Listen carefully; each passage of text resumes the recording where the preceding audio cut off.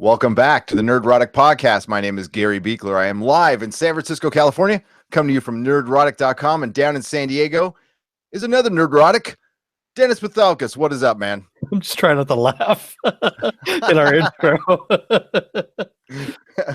Inside joke, ladies and gentlemen, Yeah. and non-binary people, and imaginary donkeys with unicorn horns. What's going on? I'm happy about happy. I am happy about happy. You want to talk about a cleansed palate of entertainment after the weekend that has divided the Star Wars fan base. We get to talk about something we both love. Actually, John likes this show too. He just isn't on this podcast. He does. Wow. He likes it a lot. And I will preface by saying I might have mentioned I know Derek Robertson, so like I am. You do? I do, and I cannot be. I'm just going to be nothing but positive for things he does. Okay, Dennis has no qualms with being, he can be unbiased about this. So, and he's, but honestly, I'm thinking this is a great show. I was going to love it anyway. That's what I'm trying to say. Chris Maloney he's one of my favorite actors, and he just shows that he's got a lot of range. I mean, with this show and everything else, I mean, come on. We even talked about it in our first episode. He had been bored with Law and Order after 5 years in. And then he finally gets to cut loose with the show like this. Yeah. So yeah, I think, he's showing that he really, really, really likes cutting loose like this. Wait, the Law and Order, I mean, no offense to anybody who likes that show. I've never watched it much, so I can't judge it good or bad. But I remember in the film school that I took, we studied Matlock a lot because our aesthetics professor worked on Matlock, and he showed us the process, the cookie cutter process of those scripts. Like what they do is they just have their little mystery. It's basically a 1-sentence pitch of what the mystery is, right? And they just basically revolve the same 7 or 8 mysteries and just throw in different characters. And it's such a cookie cutter process that's what Law and Order looks like to me. So he must have just been sleeping through his role, because he looks like he's having so much freaking fun with this. Dude, it's as good, if not a little better than the comic. The humor is coming through better than even better than I had it in my head when I was reading the comic. The whole strip club scene. I'm going to jump ahead a little bit. Go ahead. It's all right. Strip club where he's sitting there in the booth with the dancer in front of him, and he's drinking out of the bottle of whiskey. And he goes, "See, I just can't get excited about this because I'm looking at that, and that's just where poop comes from." He said, "I don't want to sound like a communist or anything." But it's just where poop comes from. Yeah. The stripper just said, "You're really bringing me down." Because I don't know if it's just the blah blah blah or the right? Drinking, but it's just bringing me down. Dude, this show pulls no freaking punches. And by the way, we're assuming you watch the show if you're watching us, and we are going to spoil the hell out of it. What we won't spoil, though, is the comic. We won't bring up anything from the comic if you want to go, because, the comic has spoilers. We won't be getting ahead of ourselves. We are talking about just the show. If you do want to pick up the comic book, go to your local comic store and pick it up. And if it doesn't stock it, I'm sure they can order it for you within a couple days. So, yeah, dude, the shots in this one are so great. It was really cinematic. It looked like, again, like Crank. It looked like Brian Taylor. It was just the driving scenes. It's crazy. It was kind of funny, because the first episode was really, ramped up. The second episode kind of slowed down a bit. And then this third one just kind of all of a sudden hit the accelerator, like full throttle again, even more so in the first episode. And, it just seemed kind of kick in. And this one actually had a lot of good lines. I was actually furiously scribbling down lines, all these one-liners that people were saying. And I honestly, I lost track. I did too. There was just, oh my God, with Angel and everything. And we'll get to that. There was my favorite though. I mean, the beginning, he goes, "I've known you less than 24 hours and I want to kill us both with fire." Yep. Crackers and jam. So you just wonder how this is a comic that was hard to pull off. Okay. I can imagine the pitch, right? And we talked about that. So like making this into a series seemed impossible, and making it good, especially with Brian Taylor, who's, he's for a certain, you have to have a certain taste to like Brian Taylor's work. Yeah. But he's like made for, I wasn't even sure this was going to be pulled off. But this episode was the best episode so far. The first one was really good, but like you said, they full throttle on this one, and it feels like the comic book, but it's not too much. And the second episode is about as slow as this thing's ever going to get. Yeah. And so if you like, just the high octane, basically it's a show. If a show was crystal meth, this would be the show. Does that smell kind of like burning plastic, but sweet? But sweet, yeah, meth. I know that smell anywhere. But dude, this was dark, and it had some really serious moments in it. And like I said, SyFy's not pulling any punches, and I'm starting to like them a lot as a network now. Like with Krypton coming and Expanse, and there's a bunch of shows I still want to see that I haven't seen yet. Z Nation is awesome, and by the way, Z Nation got a 5th season, so it just was announced, and I'm happy because they really left it on a cliffhanger, which they always do. But good to see them coming back. Right. So the flashbacks were the best part. Yeah. Of this episode. And it's, we kind of see the origin of Nick Sachs. Well, we do see the origin of Nick Sachs. And it's flashing back kind of like a little Christmas special. I love the aesthetics of that. And it starts out with Nick and Meredith just going to see a lawyer who works for, I believe, some cops or the DA or something like that, right? Or somebody in the city council. Mayor. Works for the mayor. And he's got some mistress that he's beaten up. And what was he doing? He was doing speedballs up his ass. Yeah, he was doing suppositories of heroin, basically is what he was doing. And yeah, lots of fun, Yeah, so and we see that that Nick and Meredith had an affair. That was a nice little sex scene there. That just yeah, I mean, how many times the passionless sex scene? I mean, we've seen his ass now 3 times. Yeah, it's becoming a thing. Yeah. So every episode, I think we need to see his ass is what's going on. Yeah, and yeah. And like I said, a passionless sex scene that just looked like 2, I don't know, like hyenas going at it in a storeroom, right? So this guy's taking coke suppositories up his ass, and I think it was he in his flashback. They were in traffic, and he was talking to Happy. He was talking. I guess Happy was talking about the last time he didn't really think things through, and just. I don't know, to go full, just to tell this whole story right now, and not to bury the lead. I'm never going to look at a microwave the same way again. And that whole scene, right? So it ends up this coked out idiot was not only beating his mistress, he finally killed her and put a baby in a microwave. And just that's, what was that?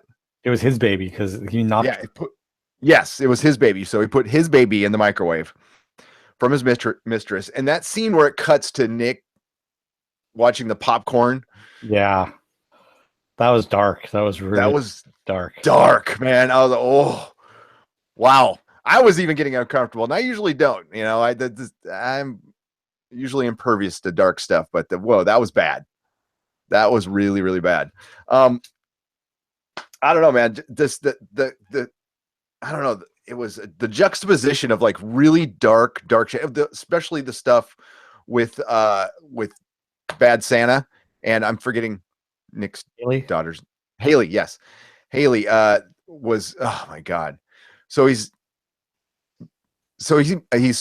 we believe he's got some kind of powers. He's either possessed or he's got some kind of powers. I'm going with the possessed demon aspect here.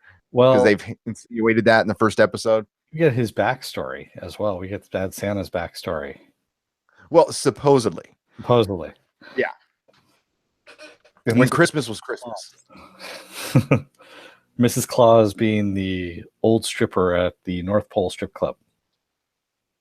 And she basically says that his father back in the day was the Santa at Gimbel's when Gimbel's was there, but he had a dark side and did things to the kids that the parents didn't find out about, but all the elves knew. And the elves, I guess, got together and hung him in the women's lingerie section of Gimbel's. Supposedly, allegedly. She might not be there. She might not have, even though she had firsthand knowledge of this. And supposedly it sent the kid, his son, to the mental institution where he probably has some issues, of course. And dresses up as Santa that has rolling around in a lot of different toys and ornaments. Kind of weird. Yeah, really weird. But we don't know what's the source of him. He's able to talk like a child, and that crazy scene where he's feeding Haley the fruitcake with drugs in it, and he's we're gonna take a little trip, and he's able to like walk through her mind and find Nick. Also, you saw him, as himself, and then he walks away, and you see like talking to his sock, and then he crawls up on all fours and has that, just that kid's voice. That was like legit creepy. Yeah, that was like Exorcist legit. William Blatty creepy. I don't know, man. That scene was great, and him able to go through her mind and find out where Nick is. He's like going through her memories, basically. Yeah. So yeah, obviously, I'm gonna go with possessed by a demon, like I said, because they mentioned it before. But earlier, how Nick got to the North Pole was the best scene. Finding Angel. Angel being the prostitute who we saw in the very first episode with the lobster dude. And she's dressed up as a teddy bear this time with fangs. Doing a job, shall we say. Doing a job. Doing it well, too. Yeah. I mean, She didn't finish the job, but... No. Well, Nick keeps interrupting her. That's why. And what the hell did Nick say, though? I can't remember what he said about that porridge is just right. He goes, well, hey, it's the second time it didn't complete the job, is what he said. No, right when he walks up to her, he sees it's Terry. Did he say that porridge is just right? Or that porridge was just right. Yeah, that's what he said. Yeah. And then when Happy flies in and sees, I couldn't believe they showed the dildos. Oh my god, yeah, that was the other thing. What did he call them again? And he says, "These must be the magic carrots that make the reindeer fly." Oh, they're so wrong. I mean, just the rainbow one was my favorite. Yeah, dude, and it's like there's way more Happy than I thought there would be. I mean, this episode was the least happy, happy less, whatever. Well, we also because he gets locked in, but we also have Angel. When they're talking about different people dressed up as different Johns dressed up as different things. And he goes, "Hey, have you ever done a Santa that looks like he's rolled around in a dumpster?" She goes, "No, that's too creepy even for me." She goes, "I had an uncle that used to dress up like Santa," and she's saying that's right, I can't. And he goes, "Yeah, we all got to draw the line somewhere."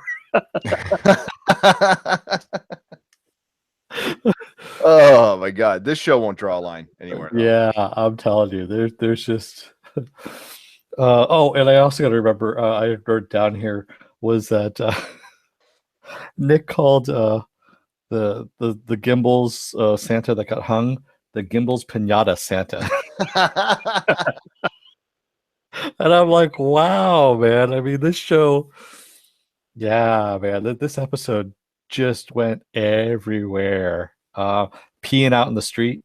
We saw a lot of Nick peeing out in the street again. In front of a kid? Yeah. Has anybody taught you right and wrong, Nick? He's all, nobody's taught me a lot of right and wrong about anything. And that's what he has. When they dice in the flashbacks so perfectly throughout this thing, and the mixture of just like serious matter. We have, poor Amanda there, looking for her kid, right? And with Mary, which with Mary, yeah, and And Mary's still being on the clock to find Nick. Otherwise, Blue is going to do something bad to her mom. Yep. So they're hurrying along. So she's helping her find Haley, and they go on this weird little side trip, where they basically find the next kid that's been taken. They're like, listen, he's been sending these letters. Let's try to catch him sending a letter. Cards, yeah. And they go on this side trip thinking that this kid was abducted, and they ended up keeping her in the basement, in the attic. Attic, I mean. Yeah, they basically had a small little room that you access through the girl's closet, and Amanda hears something in the little girl's room, sees the door. She takes some stuff out of the closet, removes the door, and climbs upstairs and sees that they have the kid locked up in the attic, like with a little wire thing that she's chained to, so she can go back and forth from the to the door to the back of the room. Just really, yeah. So the only redeem, well, of course, besides Happy, the only good characters in this show are Amanda and Haley. We think, we don't know, you know. Well, I mean Haley, yes, but I don't know about Amanda. I mean, there's something there. I don't know exactly what it is yet, but yeah, she seems almost too angelic, right? I mean, like, what would somebody like that be with Nick for? Yeah, because even when Nick was good, these flashbacks showed like he wasn't really that good of a dude. He never really was. Yeah. And she found out she was pregnant early on in the episode, and so the entire episode in the flashback, she's trying to like tell him, she's like, we need to have a talk, and that's what leads up to this, when Nick finally confronts the ass speedball guy, and just kills him in a brutal way. And Meredith is sitting there just smoking a cigarette, watching the whole thing. Yeah, but I mean, it affects Nick. Like, Nick is broken after that, after seeing the baby in the microwave, and then like the popcorn. And I think he knows what Amanda's going to tell him. So he just completely puts it off, and like has just, Well, no, I think he thought that Amanda was going to say, hey, let's have a kid. And he's like, why would we ever want to bring a kid into this kind of world with, the people that are here? And, because he's dealing with a bunch of scumbags all the time. And that's the other thing that we see, the juxtaposition of Amanda now going out with Mary and seeing what kind of scumbags Nick was dealing with all the time, and how, he wasn't talking about it to anybody, and how it affected him. No, that was really good. That was really good how that was portrayed. And I also like the thing that Nick said is like, the baby could turn out like me, so he's aware that he's a monster at this point. Even if that was the right thing to do, was to off that guy, you still become the monster. And that's like a really serious layer that this episode added to the series. Yeah. Okay. Because like before, it was just like gonzo humor, which I'd be totally fine if the series was just that. But this puts it on such a deeper level, and elevated the show for me. I don't know about you, but it elevated it to me to like, this could be a great show. I mean, so far it's a good, entertaining show. I won't call it great yet. It's too early to tell. But as far as like first seasons go, this is pretty amazing. 3 episodes in, and I mean, it's very layered already. So yeah. Oh, dude, the characterization in this is like, almost characterization 101. So many shows, we've been bitching about this a lot in the podcast. There's like, all of a sudden Hollywood has forgotten to develop characters, and there's a ton of reasons, which we've all talked about, and you can go on with your theories, but they've seemed to, Hollywood has seemed to have lost their way. This, they almost probably had to make this show in a bubble. Like, I honestly, with the way things are right now, I don't know how they're making a show like this. I'm glad they are. It's great. It's great. I mean, for as dark, I mean, this is the kind of show the old PMRC would be after, and the Christian groups would be after, if they still had any power, which they don't. But there's a flip side to that too. There's also the PC police, and a show with like hookers, with Italian mob guys. It's stuff like that where, and also insinuating that all guys that dress up as Santa that work, are all scumbags. Yeah, that's a great point. Well, Yeah. Well, there's, because they're saying that this strip club, the North Pole Strip Club, what is the bartender was going? Yeah, he goes, we opened up and all these Santas just started coming in here, and it's been this way ever since. It's just like, wow, okay, that's I all there don't was. It was just guys dressed as Santa that were guys coming in. dressed as Santa, and they're looking for a Santa. Oh, I also wanted to point out one of the biggest omissions again is they go to they need to have Happy describe what the Santa looks like, right? So Nick goes to uh, a sketch artist, Former to sketch artist. a former police sketch artist. Wouldn't that have been a great cameo for Derek? Okay, Derek for one can act. I know he can because Derek can act, and Derek can draw. They could at least use his art, right?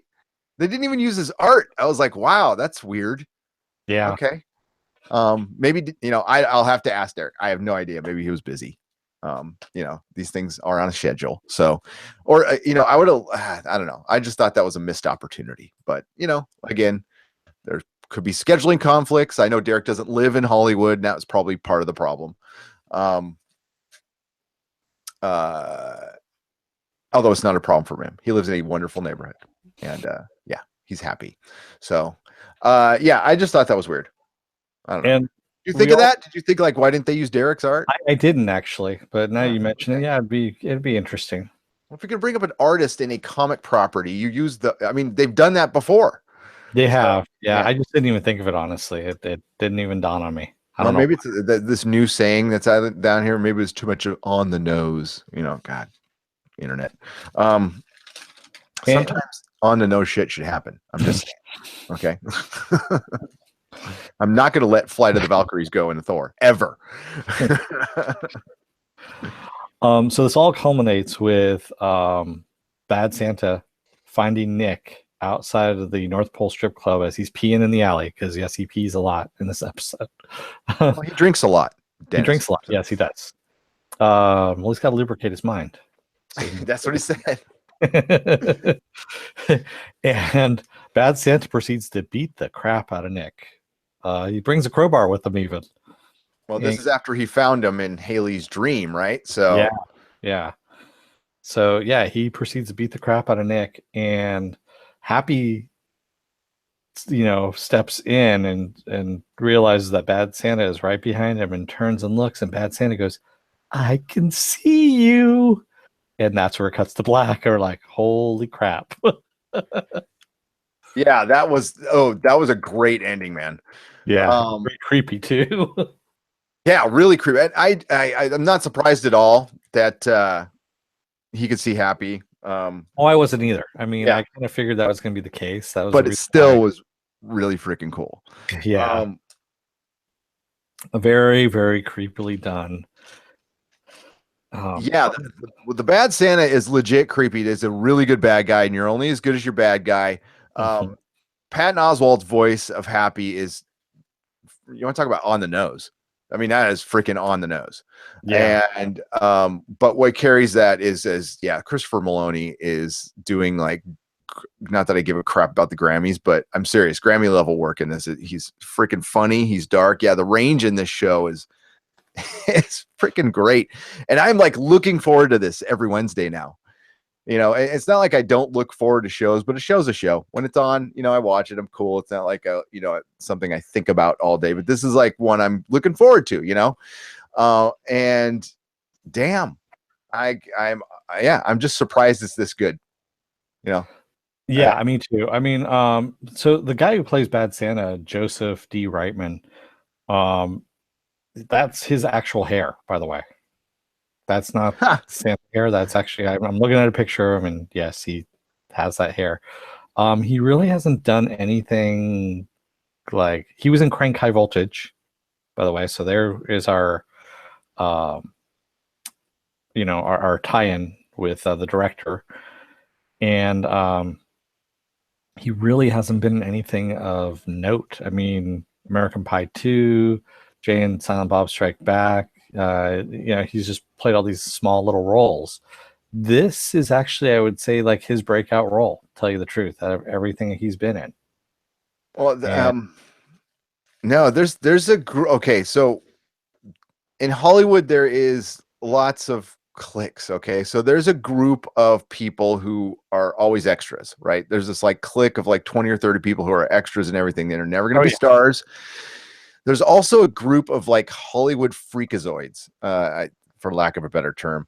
And these, I mean, I'm not saying this guy's one of them. Okay, this guy could be a perfectly normal guy, drives his kids to school every day. I have no freaking idea. But you know who I'm thinking about is the guy who looks like Christopher Reeve, who in the Superman costume. You've seen him down at the Comic Cons we do, and Oh yeah. he's ended up being in like getting some bit roles.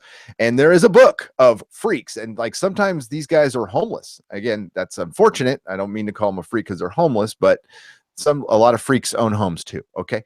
Hello. But they have like this group they go to who are legitimately weird people. Crispin Glover is like one who's risen above and actually become a great actor, but that dude is like bizarre weird. He's bizarre. He must be one of those guys where they just like pluck him for weird comedies, and he's going to be behind the mask and the next Halloween movie. You know, there's just tons of them down there. Yeah, so this guy is legit like weird. He was actually married to Shannon Elizabeth from American Pie. This guy? Yeah, believe it or not, at one point he was married to her. He was in American Pie too, so that was one of the things. It was just I believe it. I believe it. But I just think of that the Christopher Reeve looking guy, because I remember I was talking to him and he's like, "Yeah, I've been in a bunch of movies and I'm homeless right now." I'm like, "What?" Oh my god. Yeah, just because you're in movies doesn't mean you're making money. We got some commenters.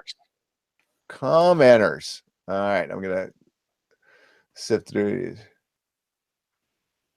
And by the way, thank you again if you guys are up late around the world watching us. We do appreciate that you come and watch us and participate. And go ahead, what's going on? I just don't say, Gary, get in here and stop waiting to grow your beard back. Wait, I'm pushing it out right now. Oh my God, Gary. Show on SJW Mary Sue fiction debate then. When is it? I don't know. I think I'm kind of done with that debate. The soy wars. Yeah, soy wars. There's so many videos now on that debate. Holy crap. Soy wars. I don't know what the soy wars are. Star Wars is soy wars. Oh, okay, there we go. Because it's a bunch of soy boys. Get it? Soy wars. Yeah, Jody agrees. It was super crazy. Thought it was going to be sort of like Christmas Carol initially, but they used flashbacks quite well. They did. It was a really well done episode. And that was Jody. What's up, Jody? Brian Smart says, I love how each frame of the series feels like a live action comic panel. Question. It's been a year since I've read the book. I don't remember if the bad Santa could see Happy. I don't want to ruin that. That's spoilerific for the comics. Well, in the TV show, he can. In the TV show, he can. We can definitely answer that. Yes. But yeah, I don't want to. Yeah, I promise not to. Sorry, Brian. I promise not to spoil comics. What's there? What Wasteland Otter? Hulk versus Deadpool. Who would win? I think we're being obviously the Hulk. Okay, Jesus. I mean, it would take a while, but yeah, I don't know. Do you disagree, Dennis? Yeah. He'd probably get tired and just jump away at some point. After smashing Deadpool. Yeah, it's just win. It's not kill, right? It's just win. Okay, there's a difference there. Jody, yeah, okay. So, and then I said Deadpool. Yeah, the fight would take an eternity. That's what Brian Smart says. So, yeah, that's all we have for comments right now. But and Jody, you're right. Legion's a different animal altogether. It's that one is a mind blower. I mean, just complete and total mind blower. This one's just fun and wrong at the same time. And, yep. And also just makes you think here and there. Not too much, but just enough, where you get into it and you're like, okay, and then we have dildos, rainbow covered dildos. We do. We have regret and dildos. That's what this show is. That's kind of like life, you know. It is. It is. Whiskey, Yeah, regret, strip club, Santas, and dildos. kind of like Star Wars when you got close to a scene where you might actually dildos. No, start when you get seriously about when you get close to a scene in The Last Jedi where you might actually feel something and then they pull you out of it with some dumb joke or something like that. This one sits in it for a little while, allows you to feel, and then brings out Yeah, dildos. yeah. You know? It kind of lets you marinate for just a little Yeah. bit and think like, how do you feel about that? You feel good, huh? Yeah, you do. Well, here's a dildo for you. Dildo. Rainbow covered dildo. You know, we're getting demonetized for saying dildo all the time. I know. Yeah, we're getting demonetized for this one. It's all right. And probably if they show my boys shirt here, this will definitely get us demonetized right there. Yeah. This wasn't a big seller. I can't believe why, but yeah.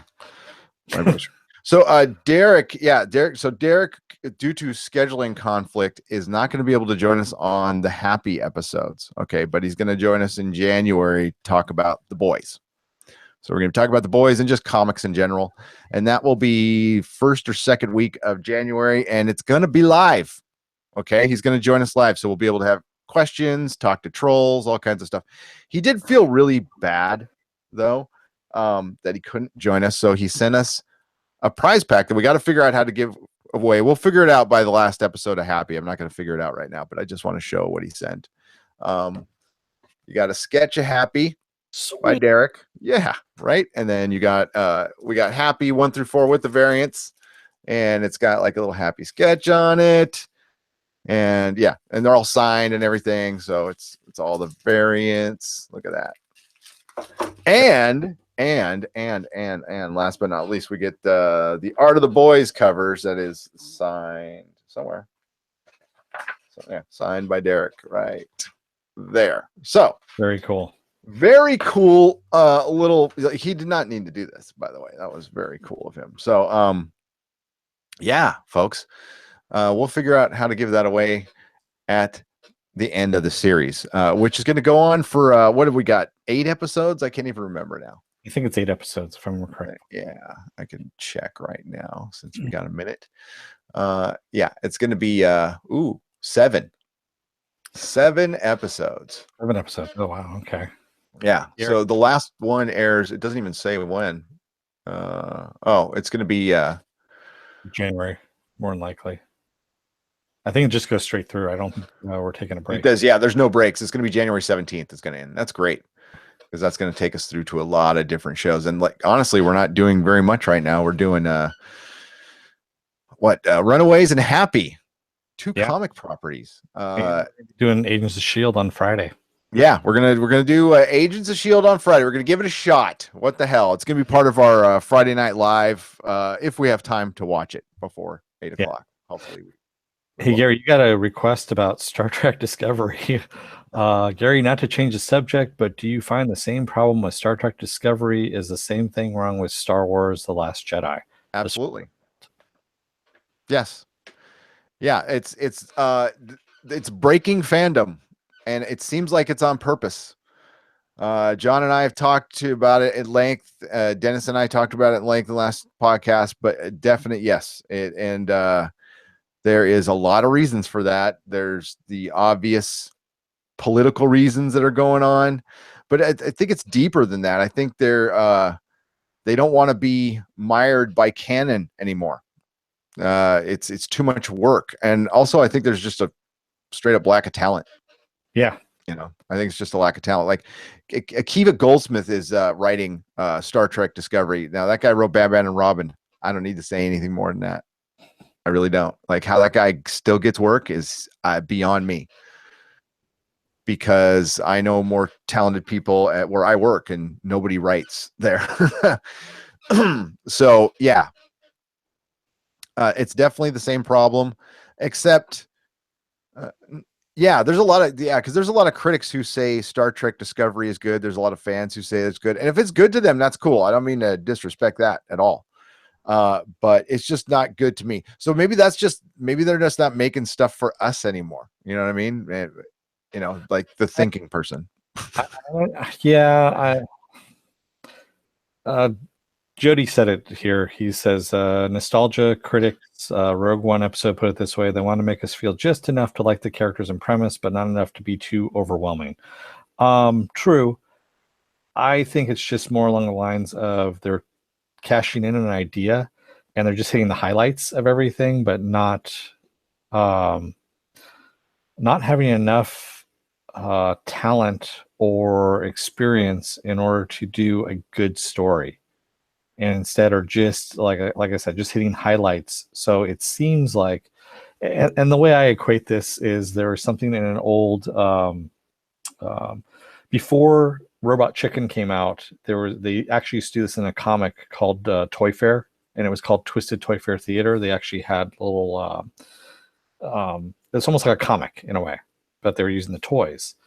And they were talking about the prequels, episode 1, and Spider-Man was usually the person that was the one that starred in these Toy Fair theaters. And he goes, "Oh," he goes, "I see. Her hair is supposed to remind us of the good movies." Yes, that's it. That's one of the oldest jokes, but it's true. It's Yeah, true. yeah, And just to bring it back on topic with Happy, I mean, if you guys want to have another discussion about this, I am totally open to it on a separate podcast. I would totally be down for another one because I think there's a lot to talk about, especially with this whole they tried to throw out that it was bots bringing down the tomato meter for the audience score, and then Rotten Tomatoes came out and said no, it's not. It's verified. So, and that tomato meter or the audience score actually goes right along with a different cinema score. It's pretty much 3.5 stars out of 5. That seems to be pretty much it. It's the critics that are a little off.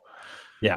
Nobody questions that, which is really weird. I mean, they question bots. I'm sure they're going to say it was Russians next that don't like Star Wars. So yeah, I've heard every theory. It's ridiculous. But back to Happy. See, like this is a great adaptation done by people who love it, who are doing good. For one, one of the guys who created is directly involved. Okay. Yeah, he's writing the script. So He's writing the script. He's doing the teleplay. And Morrison, I got to give him credit, can write TV.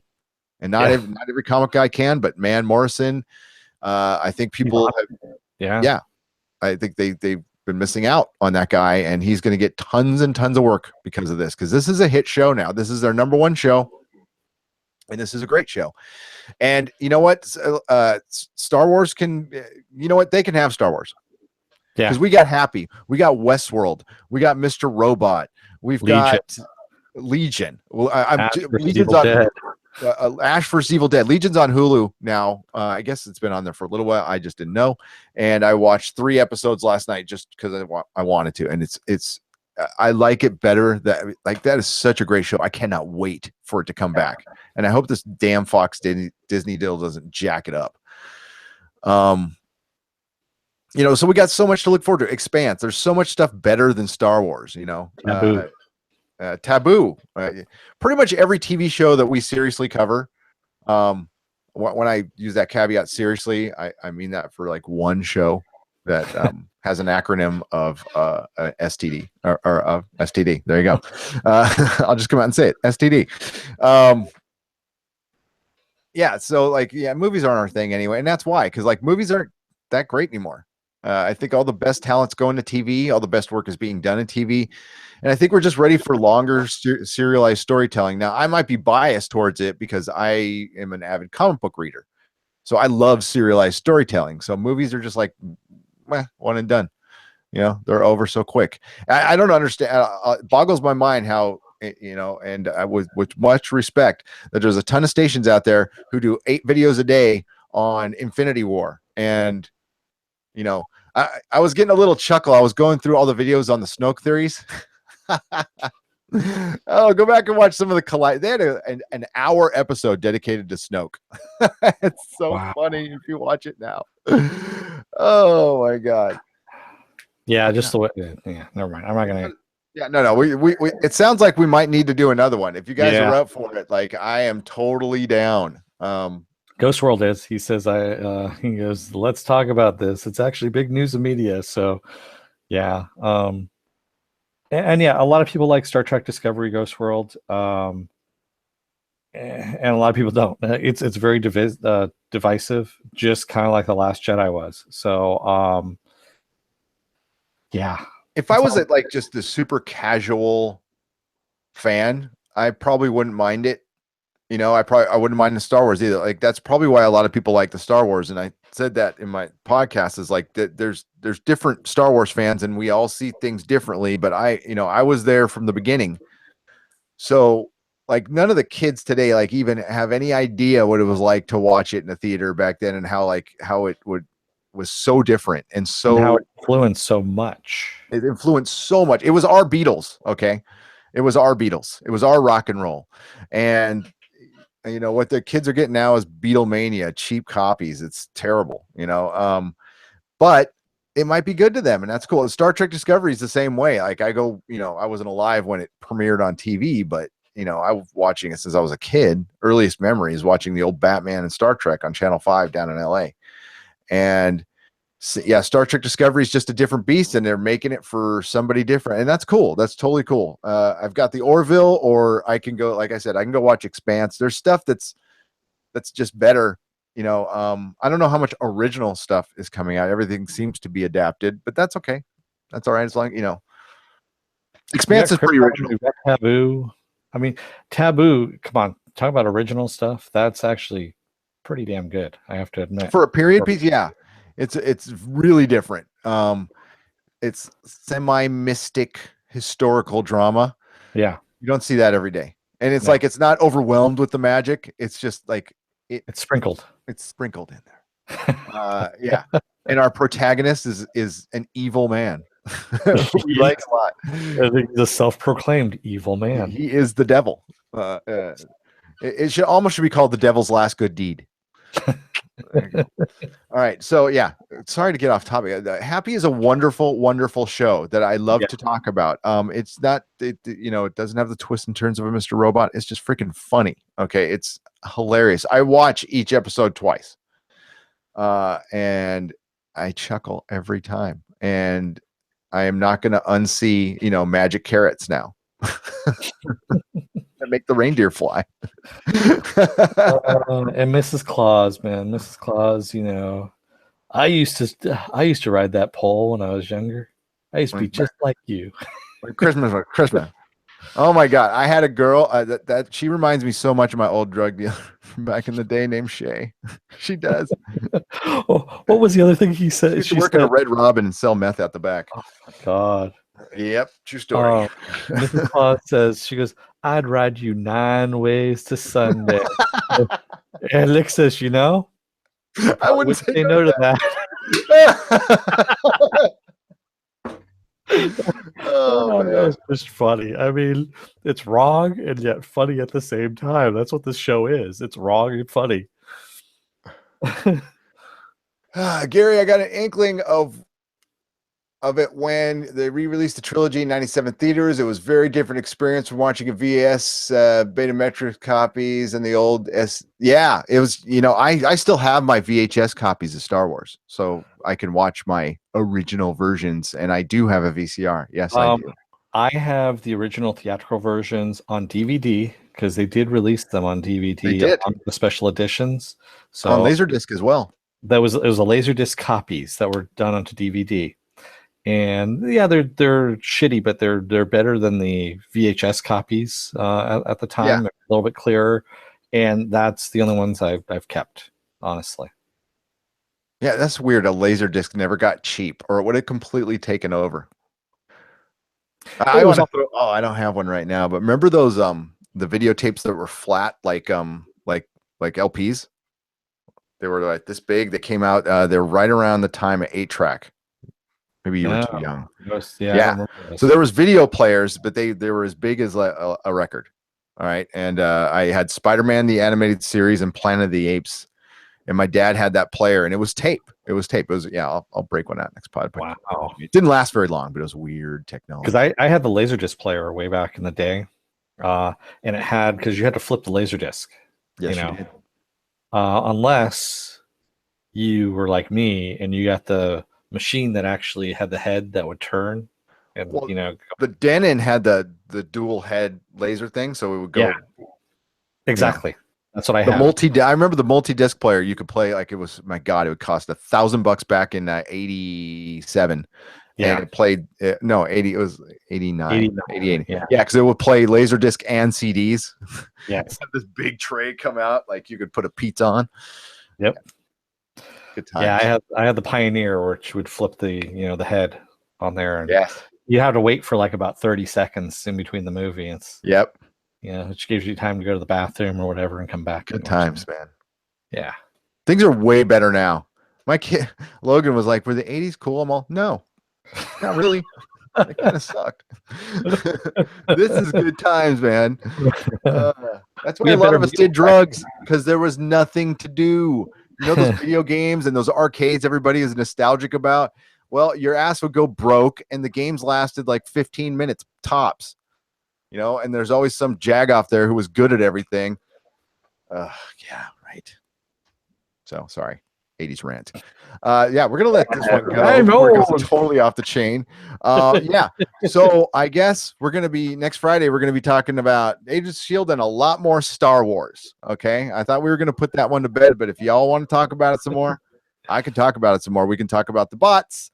We can talk about how people have their egos wrapped up in Star Wars, pro or con. You know what I think we should do? We should just point out all the flaws that the stuff we've been bitching about. Well, yeah, I think Amongst that's ourselves. I think we should be scientific about this, because Yeah. I don't want to be hating on Star Wars fans or Star Trek fans. We'll pick out like the top 7 flaws of Star Trek Discovery and The Last Jedi, and these are like big flaws. And I'll preface this by saying that I love Game of Thrones unconditionally, except for season 7. See, I can admit that season 7 sucked. Okay, I can. This is me being a big fanboy of Game of Thrones and admitting something sucked. See, it's that easy. Yeah, I skipped season 5 of Game of Thrones completely. I haven't watched it. I saw seasons 1 through I love season 5. I love season 6. season 6 I watched. It was good. I like season 7 even. I know Gary doesn't like season 7. I actually, It's had no awful. problem with it. But then again, I am not as big of a fan of Game of Thrones as Gary is. Yeah. See, I'm fully into the books now, so it's cool. So yeah, again, we love Happy. Go to your local comic store, buy the trade. All of our links will be in the description below when this rolls over into a video. Dennis has a Twitter. It's at Divorce, DAFORCE. Mine is at Nerdrotics. Please follow us. Nobody follows us over there. I guess our Twitters are kind of I'm not really super controversial. People follow me Twitter and Instagram. Yes, I do. Yeah. I put that meme up of Mark Hamill as defense and falling down. So I didn't get that. I don't know if anybody gets it. You didn't get that? Did you watch Falling Down? I did watch Falling Down. I just didn't get that. Did you watch Return? Did you watch The Last Jedi? I did, but I didn't get that's what you were going for. Oh my God. It's okay. You don't think Jake Skywalker Jake was Skywalker. He was that character. He absolutely was that character. Okay, so Falling Down is like this allegory of the death of the middle class white man. Yeah. Right. So that's what Luke Skywalker was in Last Jedi. That's the way I saw it anyway. I had some people get it though, so that's good. That's good, but not everybody. All right. Dennis, take us out. Don't let the door hit your ass on the way out, America and the rest of the world. And that's right. That's a good caveat there.